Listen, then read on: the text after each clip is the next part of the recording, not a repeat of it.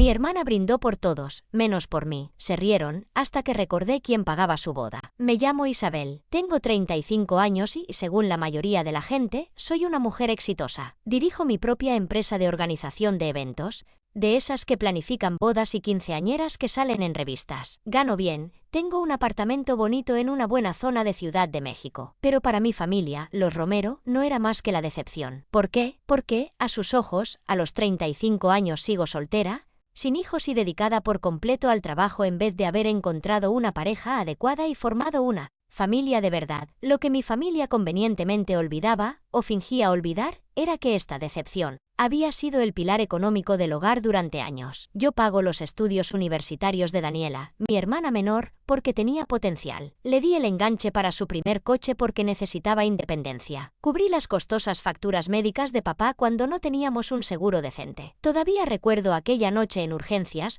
cuando sus dolores en el pecho nos asustaron a todos. La administradora del hospital se acercó a mí primero, no a mi madre, con formularios y preguntas sobre el pago. Incluso en medio del miedo, me reconocieron como la que sostenía económicamente a la familia. También ayudé a cubrir deudas que nunca entendí del todo cómo se generaron. Tarjetas de crédito al máximo, préstamos que descubrí solo cuando pedían ayuda urgente. Nunca pregunté demasiado. Eran familia, y la familia se ayuda. Ese era mi lema. Creía en la familia con una devoción que ahora me avergüenza. Creía que amar era sacrificarse, que darnos unía, que un día verían mi valor más allá de los depósitos que hacía. Pensé que si daba lo suficiente, si me esforzaba lo suficiente, finalmente me reconocerían. Qué ingenua fui, que desesperadamente me aferré a esa fantasía de ser valorada, cuando lo único que veían en mí era un cajero automático sin límites de retiro. La cena de compromiso de Daniela y Andrés fue el escenario perfecto para el acto final de esa historia familiar. La casa de mis padres estaba deslumbrante. Mamá llevaba semanas organizando todo, llamándome casi a diario para pedirme contribuciones económicas. Isabel, hay que alquilar las sillas especiales, decía. O Isabel, la familia de Andrés espera un champán premium, no cualquier cosa. Cada llamada terminaba con una notificación de transferencia bancaria en mi teléfono.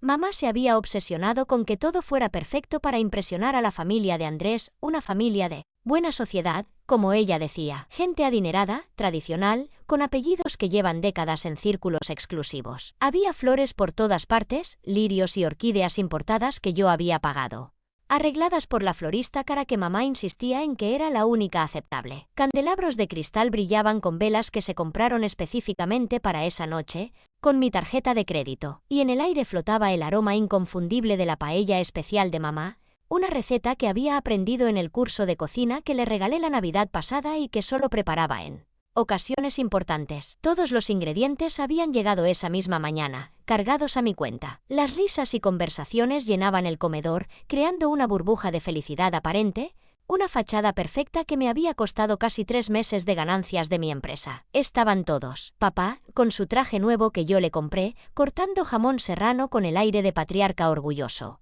repartiendo palmadas en la espalda y contando chistes antiguos. Mamá, impecable, sirviendo vino con una sonrisa tensa, dejando caer comentarios sobre lo difícil que había sido organizar todo. Tíos, primos, admirando el anillo de Daniela, felicitándola con entusiasmo. Y Daniela resplandecía, como siempre. Mi hermana, la princesa de la familia, con su sonrisa perfecta, su peinado impecable y su novio Andrés a su lado, mirándola como si fuera un premio. Hablaban de la boda, de los planes, del viaje de luna de miel. Planes que, en su mayoría, sabía que saldrían de mi bolsillo. Habían decidido hacerlo por todo lo alto: el mejor salón, el catering más costoso, el grupo de música de moda. Y yo, la decepción, asumiría la cuenta. Yo estaba sentada en una esquina de la mesa larga, forzando una sonrisa, asintiendo, respondiendo preguntas superficiales. Sentía esa presión habitual en el estómago, esa sensación de estar presente físicamente pero ausente emocionalmente, como una invitada pagada en la historia de mi propia familia. Cada cumplido a Daniela, cada comentario sobre la boda, era un recordatorio de mi rol secundario.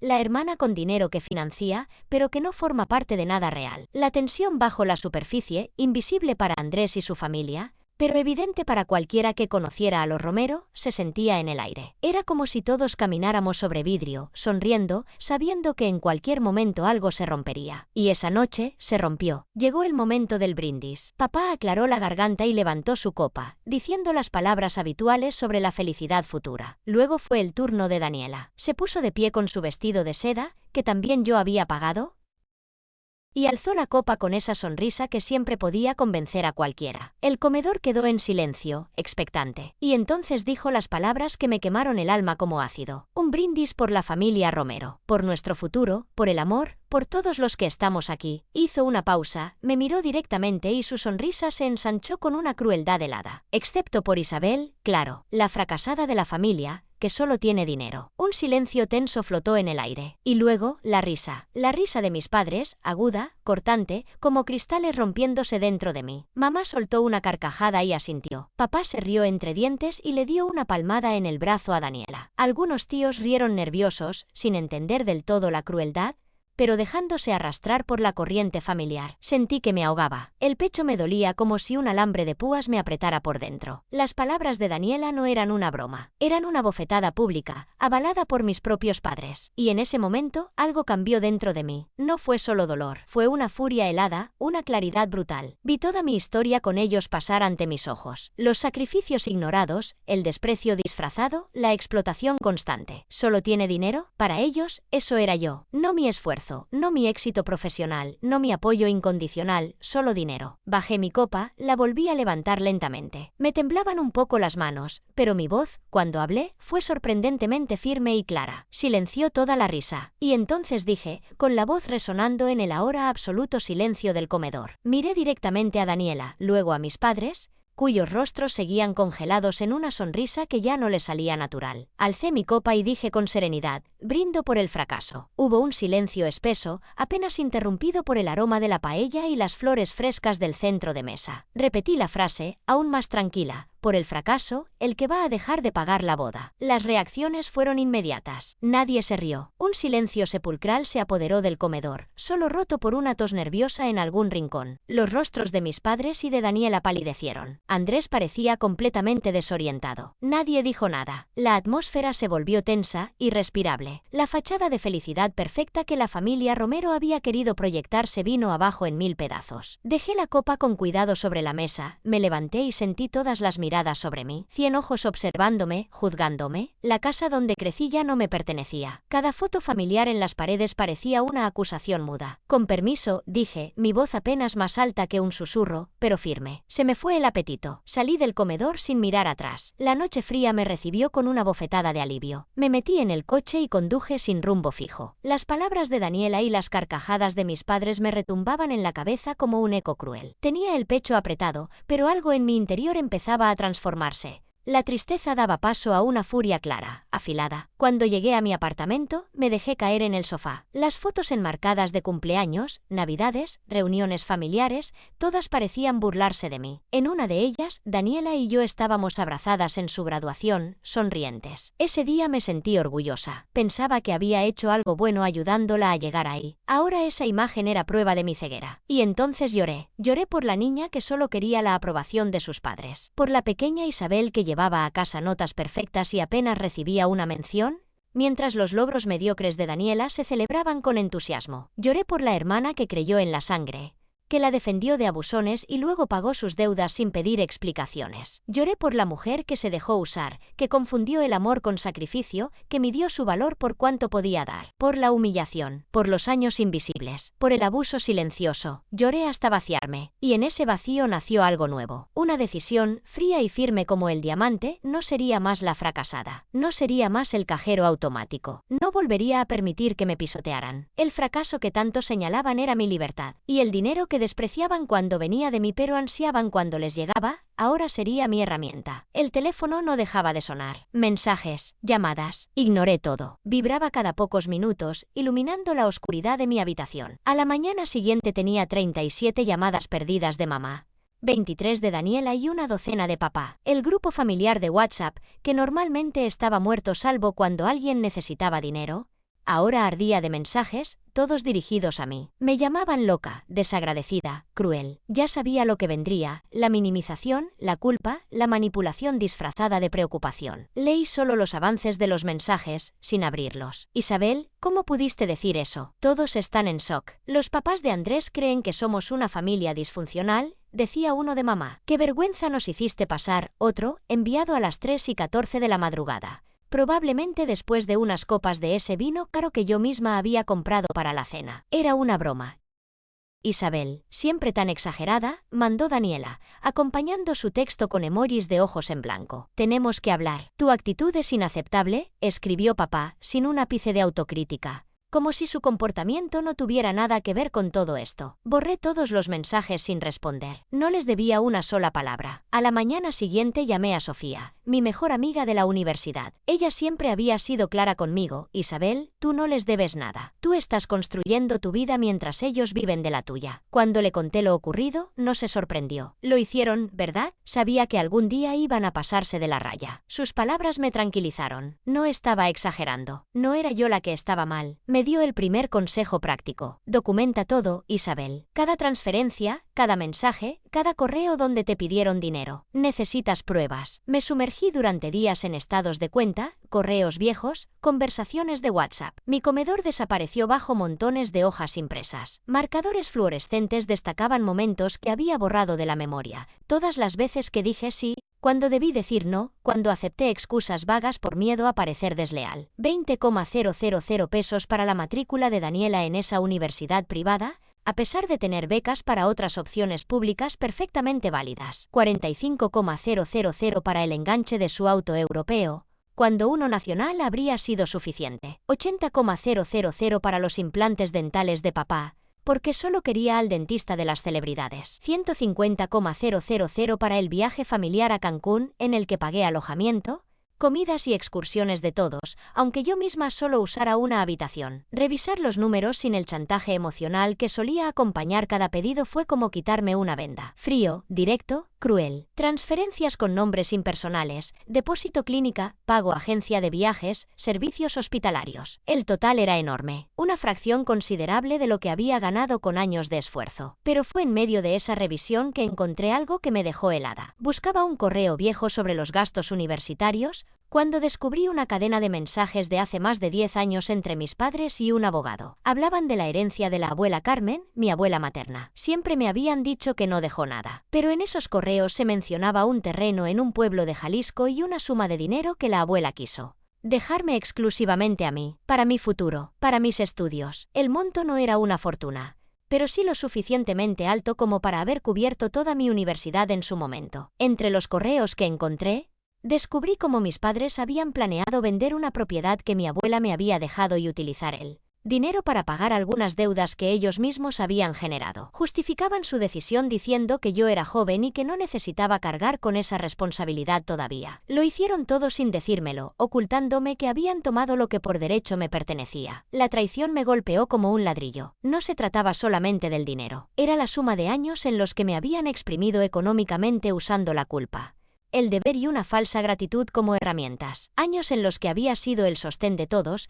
pensando que era parte de mi responsabilidad familiar. Pero esto era diferente. Esto era un robo, un acto deliberado de engaño. Esa herencia había sido una decisión clara de mi abuela Carmen, un intento de protegerme y darme una base desde la cual crecer, sin estar atada a la dependencia emocional ni al control de mis padres. Recordé con claridad cómo hablaban de ella tras su fallecimiento. Tu abuela vivió con austeridad, murió igual y no dejó más que recuerdos, decía mi madre con un tono desdeñoso, como si nada de lo que Carmen hubiera hecho tuviera valor. Yo, ingenuamente, creí en ese relato. Conservaba en mi memoria su cocina modesta, el olor a pan recién hecho, sus manos enseñándome a bordar, su manera de mantenerse serena en medio del bullicio típico de la familia Romero. Ahora comprendía que no encajaba con ellos porque, tal vez, había visto lo que los demás se negaban a aceptar. En su último gesto, intentó salvarme de ese ciclo. La rabia inicial se convirtió pronto en una determinación fría. Imprimí los correos y abrí un nuevo archivo que titulé Herencia. Empecé a anotar fechas, cifras,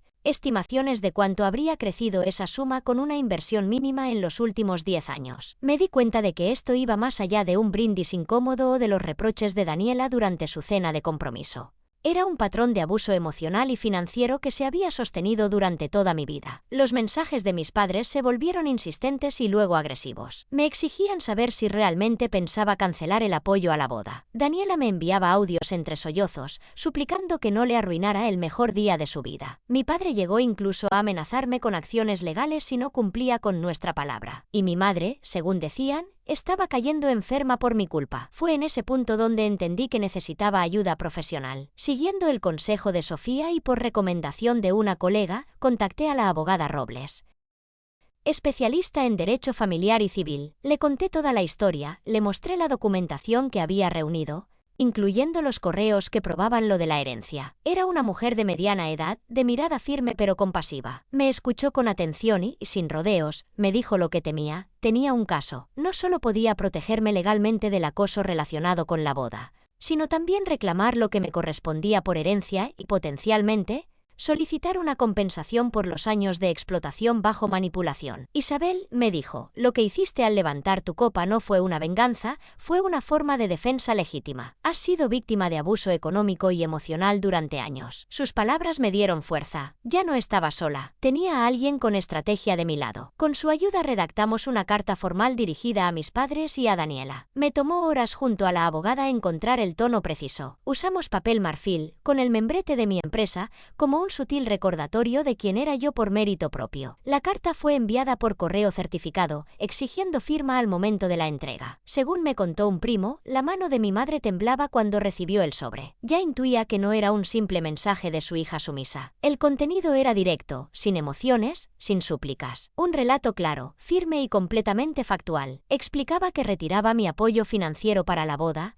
detallaba cada contribución pasada con fechas y montos, y mencionaba, casi de forma casual, que estaba al tanto del manejo indebido de la herencia de mi abuela y que consultaría medidas legales. La intención no era amenazar, sino dejar constancia. Era una declaración de independencia. Lo que vino después fue el verdadero terremoto. La respuesta de la familia Romero no fue diálogo ni entendimiento, sino una furia desatada que confirmó cada advertencia que me había dado la abogada. Cuando alguien pierde el control que tenía sobre ti, y me había dicho con seriedad, reacciona con violencia desproporcionada. Prepárate. Y aún así, la magnitud de su reacción me sorprendió. Mi padre llamó a la oficina repetidas veces hasta que mi asistente, preocupada, preguntó si debía bloquear su número. En una de las pocas llamadas que respondí, su voz se oía densa, como si hubiese estado bebiendo. No sabes lo que estás haciendo, Isabel. Te vas a arrepentir. La familia es todo. Sin nosotros, no eres nadie. Los mensajes de texto comenzaron a llenar mi celular, saturados de insultos. Incluso mi madre, siempre cuidadosa de su imagen, me enviaba textos larguísimos cuestionando mi salud mental,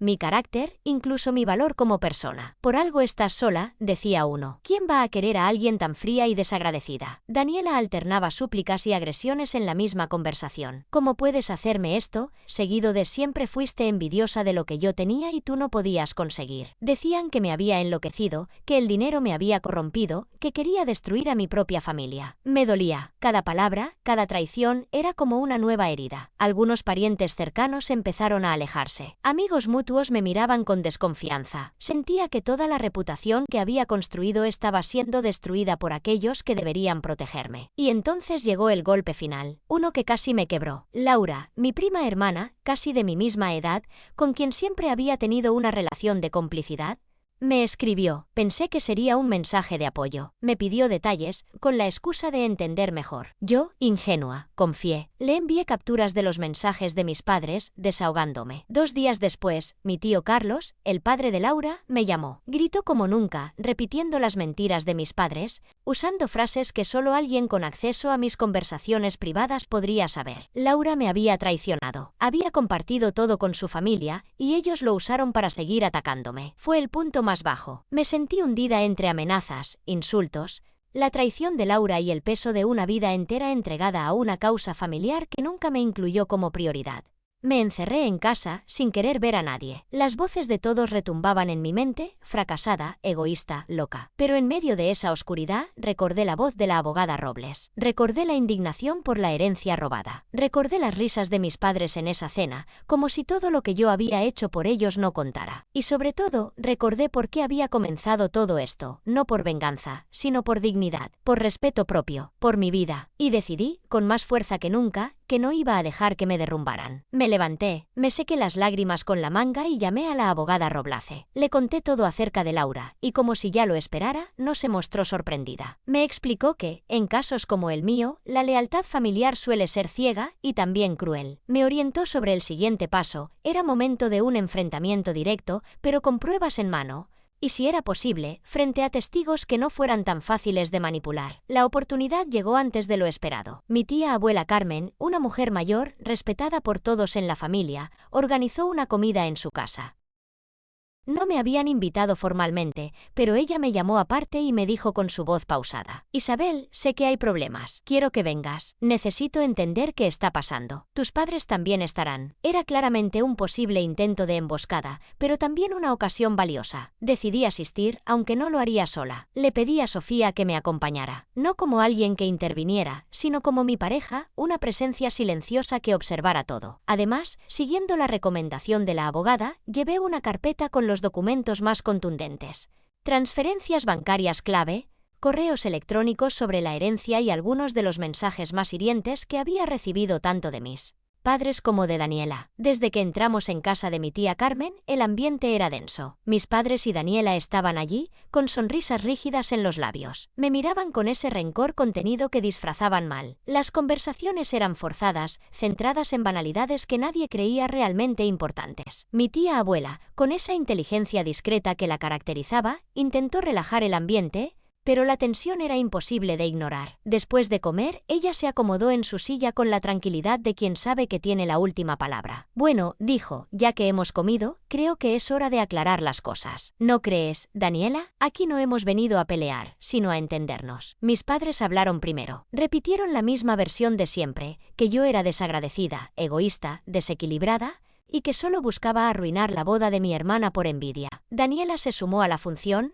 soltando frases lastimeras sobre lo mucho que le dolía que su propia hermana quisiera destruir su felicidad. Fue un ataque cuidadosamente coordinado, repleto de mentiras disfrazadas de victimismo. Yo sentía la rabia subir por mi garganta, pero me mantuve serena. Sofía, sentada junto a mí, me apretó la mano con discreción. Cuando terminaron, mi tía me miró fijamente. Isabel, ¿qué tienes que decir a todo esto? Tomé aire. Miré a mis padres y luego a Daniela. El frío que sentía dentro me daba fuerza. He traído algunas cosas, dije mientras sacaba la carpeta. No para discutir, como dijo tía Carmen, sino para mostrar la verdad de por qué llegué al punto de no querer pagar una boda más. Mi voz era firme, aunque sentía los latidos del corazón estrellarse contra mis costillas. La boca se me había quedado seca, pero seguía hablando. Hablé de años de apoyo económico, de sacrificios invisibles. Cada palabra salía como si la arrancara de un pozo profundo. Ese lugar donde durante años enterré el resentimiento, el dolor y la rabia muda de haber sido utilizada sin consideración. Dicen que lo único que tengo es dinero, dije, dirigiéndome a Daniela. Pero ese dinero no apareció por arte de magia. Es fruto de mi esfuerzo. De madrugadas sin descanso y noches sin dormir, construyendo un negocio desde cero. Sin herencias, sin contactos. Solo trabajo. Saqué las copias de las transferencias bancarias y las coloqué sobre la mesa. Los papeles hicieron un sonido seco y definitivo al tocar la madera pulida. Aquí están los años de pagos por tu universidad. Casi $500,000. También ayudé con tu auto. Mostré más recibos. Y estos cubrieron gastos médicos de papá cuando los seguros no alcanzaban. La familia de Andrés, que estaba presente, comenzó a mostrarse incómoda. Algunos de los parientes más cercanos me miraban sin poder ocultar la incredulidad. Entonces lancé la verdad más dolorosa. Y sobre eso de que estoy destruyendo a mi familia,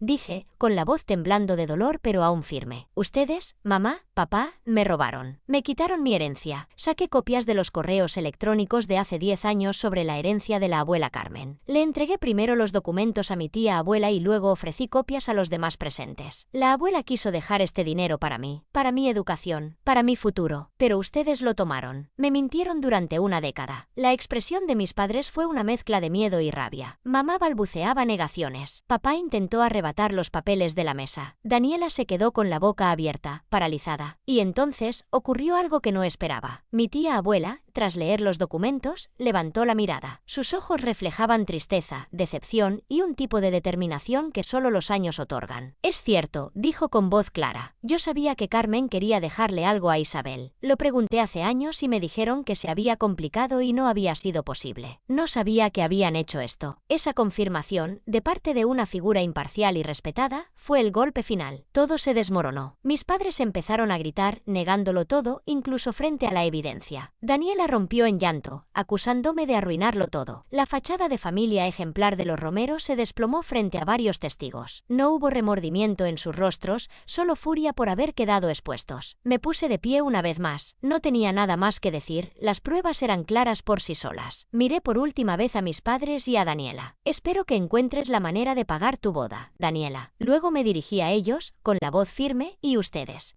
Muy pronto sabrán de la abogada en relación con la herencia de la abuela Carmen. Salí de la casa de mi tía abuela acompañada por Sofía.